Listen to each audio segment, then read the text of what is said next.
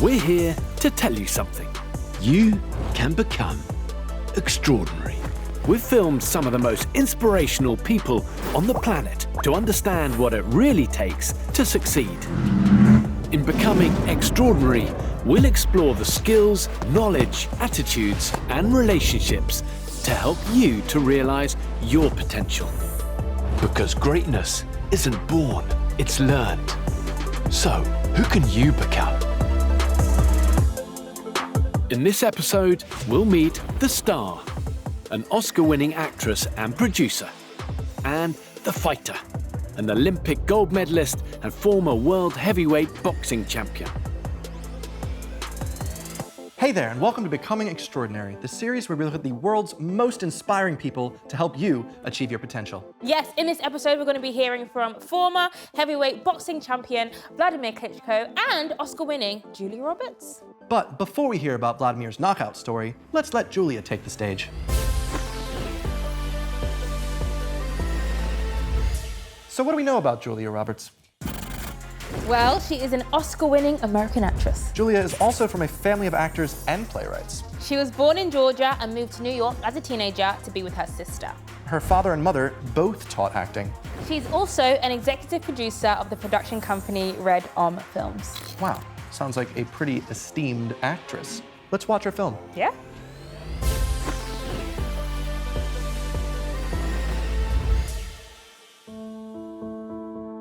There's something about unrealized dreams of one's parents that is kind of this silent motivator. I grew up in a small town in Georgia. My parents were actors and my father was a writer, and they had an actors and writers workshop in Atlanta, and this is before I was even born. They did that for a long time, and then that closed and their marriage dissolved. My older brother and older sister both went on to study and become performers. For me, being the third in line to that, it felt like, well, I don't want to say I want to be an actor because everybody in my family is an actor, but I really didn't have the grades or the financial ability to go to college. So I just thought the best thing to do would be to stick with my sister and move to New York to be close to her and get a job and carry on. One of the great happy accidents was ending up in New York, moving in with my sister and being in and amongst this energy, which I think is really motivating. I was walking down the street with my brother's girlfriend who knew the person that passed us by and called her later and said, "Who is that girl that you were with?" After meeting a couple of very nice people who ultimately said they couldn't do anything for me, I met this incredibly sweet, gregarious man called Bob McGowan, who was a talent manager. His dream was to believe in other people's dreams. He took me as a client, and that was sort of the beginning of the beginning of the beginning.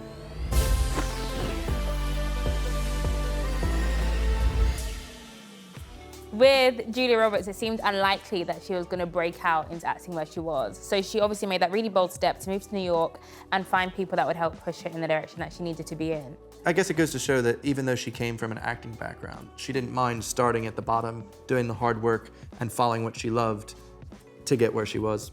And I also think you can't expect everything just from networking or from people that you know. A lot of it is skill, a lot of it is development, a lot of it is effort. Yeah, the hard work and dedication. Yeah, and that's what she showed. Also, as the child of actors, it must have been so much more difficult to have to feel like you're competing against not only your siblings, but also your parents to get some semblance of approval, I guess, you know?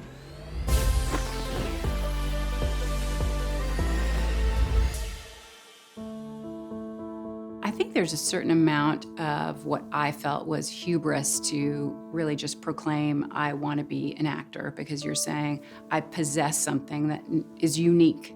And I don't know that I particularly felt that about myself, and I certainly did not have the confidence to proclaim it out loud. Just going on a lot of auditions and meeting casting directors and seeing people over and over again, you started to feel like you were part of this business even when you weren't working. That, I think, in and of itself gave me a feeling of not confidence so much as comfort. So for Mystic Pizza, before I met the director, I had very blonde, curly hair. They said, it's just too bad that your hair is not dark. They have to think less about picturing you in this part. So I darkened my hair, I did all these things, and it was a great job to have won because I was amongst 5, 6 other people on the job, all kind of having a little bit a similar experience. But to be there together as this collective of young people really trying to accomplish our goals was pretty thrilling. And then When It Rains, It Pours, Mystic Pizza, I did that. And then it seemed not that long after that was Steel Magnolias and then Pretty Woman.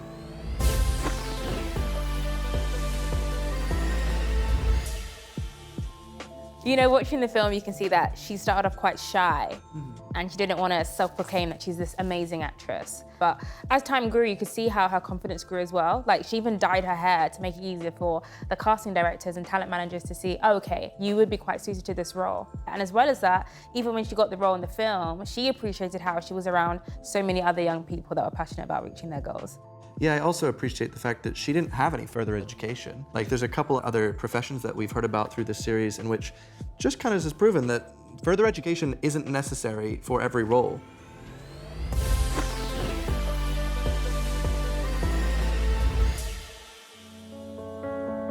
I think one of the big turning points of my career was a time when I just suddenly saw work as this relentless, almost like a treadmill. Like you were on this treadmill and you just had to keep going, and you had to keep working, and I just didn't want to do that. And so I would read things and I wasn't interested in them, so I wouldn't entertain them. I would just immediately nope, that's not for me. And I would not say yes to anything until I knew it was the right thing for me. And that went on for quite a while. The advice that I always give is don't take advice from an actor. But I do think that in life, it doesn't matter what you do for a living, that really if you're doing it for earnest, sincere reasons that are inside of you, that you can take responsibility for, then it's the right thing to do. Ultimately, I make my own decisions for myself, and I think that's the critical piece to find joy in what you do.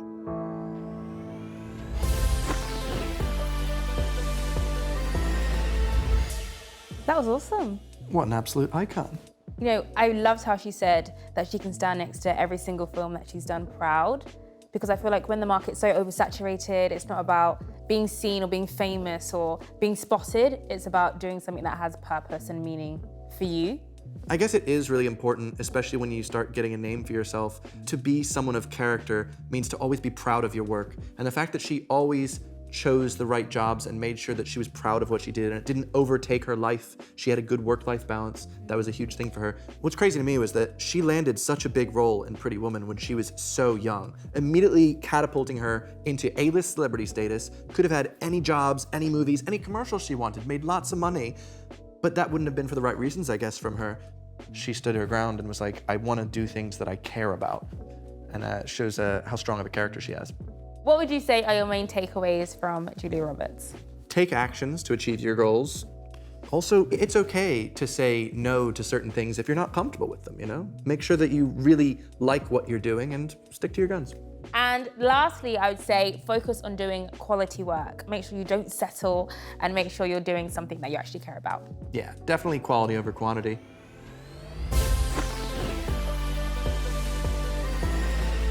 I really liked hearing about Julia, but now let's talk about Wladimir. What do you know about Wladimir Klitschko? Wladimir Klitschko is a Ukrainian former professional boxer. Wladimir holds records for the longest cumulative heavyweight title reign of all time and defended his title 23 times, which is a world record. Wladimir is considered to be one of the most strategic boxers of all time. Can you believe that from 2004 to 2015, Wladimir and his brother dominated heavyweight boxing, a period now called the Klitschko era? Wladimir was inducted into the International Boxing Hall of Fame class of 2021. Wladimir can speak 4 languages fluently: Ukrainian, English, German, and Russian. In 2012, Wladimir sold his Olympic gold medal for $1 million and used the money to help the dreams of Ukrainian children come true. And the buyer of the medal returned it to the Klitschko family. Wow, what an absolutely amazing little story there. We have to watch his film. I want to know more.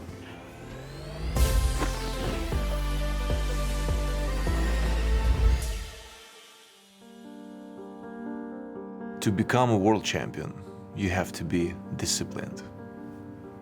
Discipline is the key.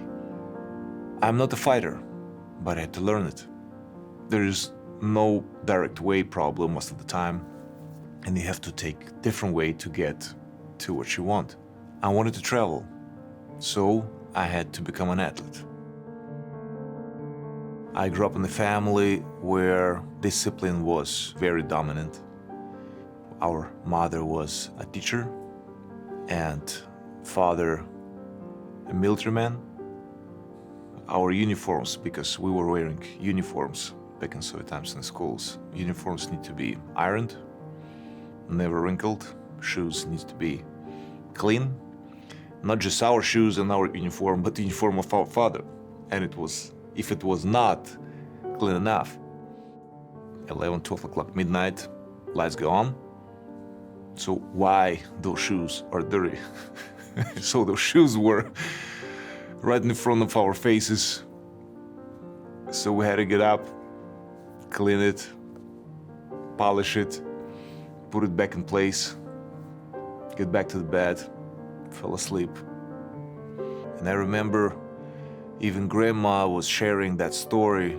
You have to treat a baby from birth till 3 like an angel. From 3 to 14 like a slave, from 14 up like a friend. It was exactly the concept we were raised. Since I got a child myself, suddenly I see the circle of life. So I understood better my parents, and that's why I say that for sure was exactly the case. So it was a lot of discipline, a lot of rules, drills, but not to underestimate, a lot of love too.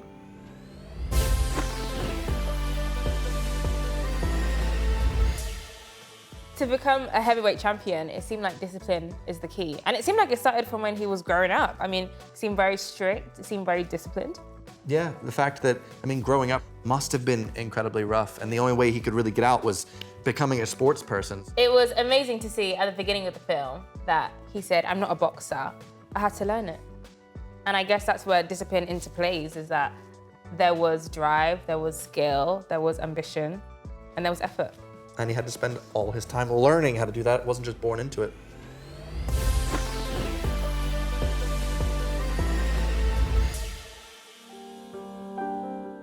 I believe that my brother played probably one of the most important roles in my life. He's 5 years older than I. So whatever he was doing, I just want to do the same. But mostly to do it even better than him. That was my motivation, because I want to get out of his shadow. It was really bothering me that even his clothes, I was wearing his clothes. I didn't have nothing mine, and I was like so upset about it. I'm like, I just want to have my own stuff. Why I'm always getting from my brother? My brother started with kickboxing, and I thought like, well, he started to travel. He was in Britain, he was in the US, and he came back and he was bringing like different stuff and the pictures and souvenirs. And I remember just looking at it, it was triggering. I want to do the same. I want to see the world. I was reading Robinson Crusoe like 10 times. I said, okay, you have to be a politician to get out of Soviet Union to see the rest of the world, or an athlete. For a politician, I was too young. For an athlete, it was just perfect. I clearly remember, here I am, 19 years old. I have to be qualified to go to the Olympics. The biggest thing in your mind is like, okay, Olympic Games or any medal at the Olympics could win someone else, but not me. I don't think I can do it. I didn't. And suddenly I got this obstacle. Here I am, finals of the Olympic Games. I remember just dreaming of losing that fight. After first round, my coach is screaming in the air, "You're losing the fight!" And I'm like, okay, now the dream is coming true. And then at this moment, I got this boost of energy and just, I was lucky to land the shots that I had landed, and suddenly I have this medal. Changed my life, my attitude. I got my appreciation for being disciplined and actually achieving what I had put in front of me. I never thought I'm gonna go that far. I never was dreaming about anything big. I was just doing it because I could travel. I actually was there where you were just yesterday. I'm not different than you. You could do it too. If you're obsessed in this extreme shape of love to your obstacle, you'll eventually gonna get it.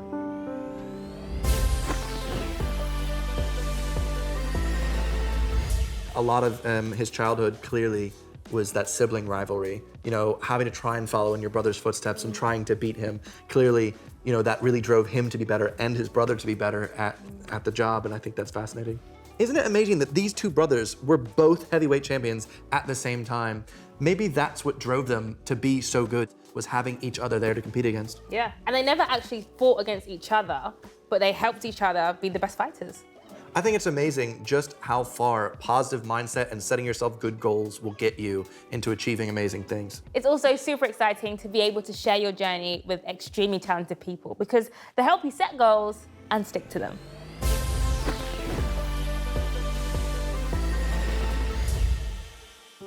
I was 24 years old. I was fighting Chris Bird for the world title. He beat my brother. He's so smart as a fighter, sneaky, quick, really tough to hit him. And I felt this pressure, like, okay, I'm kind of doing it for myself, but also for my bro because I want to have revenge. I was thinking about finals of the Olympics. I'm like, okay, you could be satisfied that you got a chance to fight world championship in professional boxing. You're fighting for the title. It's already like dream came true. Once again, there was repetition, circle of success. Like I had this obstacle and I eventually got it. But I knew I could have failed. It's just, I've done it previously and the risks are always there. Boxing taught me how to respect your opposition and others, how to be disciplined, because I knew the consequences, if you're not disciplined, are gonna be brutal. You gotta feel it right away, physically and mentally. When you think you made it, you probably lost already. I'm still young, at least I feel young. And if I think I achieved, it makes me just relax. I don't want it. When I'll be old, hopefully one day, and I would have 5 seconds before I die, look back and think about what I'm proud of. Ask yourself this question. If you have 5 seconds, I will be proud of being a parent. Period.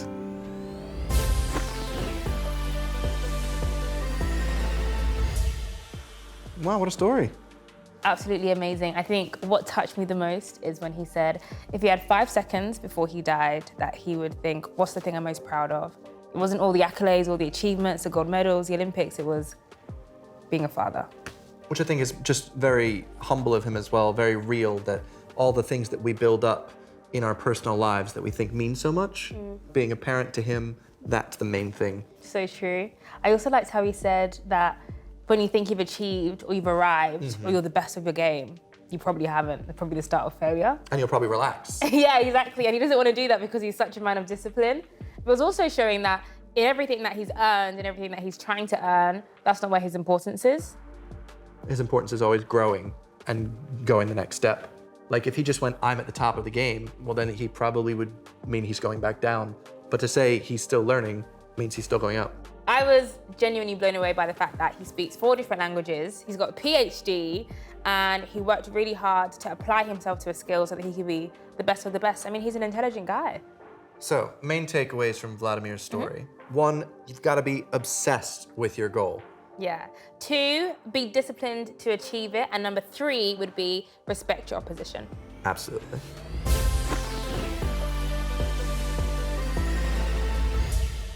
I think main takeaway from both of these amazing stories was that even though both of these people came from completely different backgrounds, what really brings them together is just how much they focused on their career to make sure that they were the best of the best, showing that if you focus on your career, pretty much you can be the best in what you do. Even Wladimir said it himself. You and him are not that much different. He learned how to be a boxer. You can learn to be anything you want. And they both had discipline. I mean, Wladimir always said that discipline is critical. And we can see that in his lifestyle and in the results that he has. And similar with Julia Roberts, we can see she was disciplined in choosing what she wanted to do and what things she didn't want to be involved in as well. They both had a standard. And they both kept it. And as a little fun fact, these two completely different people actually came together for the film Ocean's 11. Yeah. Wladimir was standing right next to Julia Roberts in one of those scenes. It's really motivating to see just how much having that positive mindset really affects your drive to achieve amazing things.